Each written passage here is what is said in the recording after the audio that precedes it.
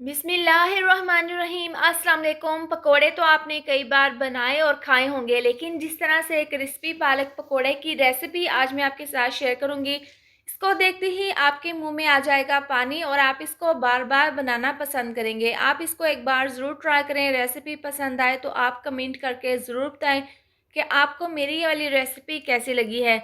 तो चलिए इसको बनाना शुरू करते हैं। क्रिस्पी पालक पकोड़ा बनाने के लिए मैंने यहाँ पर 2 कप ली है पालक, और इस तरह से आप देख लिए मैंने थोड़ा सा मोटा सा इसको काट लिया है। आपने बिल्कुल बारीक नहीं काटना, आप इस तरह से काटेंगे तो आपका जो पकोड़ा है वो देखने में बहुत ही खूबसूरत लगेगा। तो इसके बाद हम इसके अंदर डाल देंगे प्याज, एक बड़े साइज़ का प्याज। इसको भी मैंने इस तरह से थोड़ा सा लंबाई शेप में काट लिया है, इससे आपके पकोड़े बहुत ही लच्छेदार बनेंगे।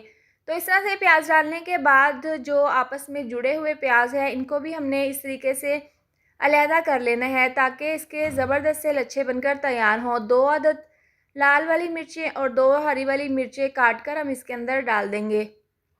अब बात करते हैं आलू की। तो 2 अदद आलू इस तरह से लंबाई शेप में मैंने स्ट्रिप्स में इनको काट लिया है, इससे पकौड़ों की लुक बहुत ही ज़बरदस्त आएगी। तो ये तमाम आलू हम इसके अंदर डाल देंगे। इस तरह से डालने के बाद हम इसके अंदर डाल देंगे 1 चम्मच सूखा धनिया साबुत। ये आप इस तरीके से भी डाल सकते हैं या फिर इसको हथेली पर मसल कर इस तरीके से आप डाल दें। इससे बहुत ही अच्छी सी खुशबू आती है जब हम पकोड़े बनाते हैं। आधी चम्मच सुरख मिर्च डाल देंगे, 1/4 चम्मच हल्दी पाउडर और आधी चम्मच अजवाइन डाल देंगे। इससे भी बहुत ही ज़बरदस्त सी खुशबू आती है। तो ये तमाम मसाले डालने के बाद हम पहले इसको चम्मच की मदद से तमाम चीज़ों को अच्छे से मिक्स कर देंगे। तमाम चीज़ों को हमने मिक्स कर लिया है। इसके बाद हाफ़ कप इसके अंदर डाल देंगे हम बेसन। बेसन हम यहाँ पर बहुत ही कम डालेंगे, क्योंकि अगर हम ज़्यादा बेसन डाल देंगे तो पालक, आलू और प्याज वगैरह ये चीज़ें नज़र नहीं आएंगी। तो हमने यहाँ पर बहुत ही कम बेसन का इस्तेमाल करना है। तो इस तरह से ये डालने के बाद हम हाथों की मदद से इसको मिक्स कर लेंगे। अगर आपको यहाँ पर पानी की ज़रूरत पड़े तो आपने इसके अंदर हाफ़ कप डाल देना है पानी। अगर ज़रूरत नहीं पड़ेगी तो आपने पानी नहीं डालना। तो यहाँ पर ये थोड़ा-सा हमें ड्राई मिक्सचर लग रहा है, तो हम इसके अंदर तकरीबन हाफ़ कप डाल देंगे पानी, और पानी डालकर इसको अच्छे से मिक्स कर लेंगे।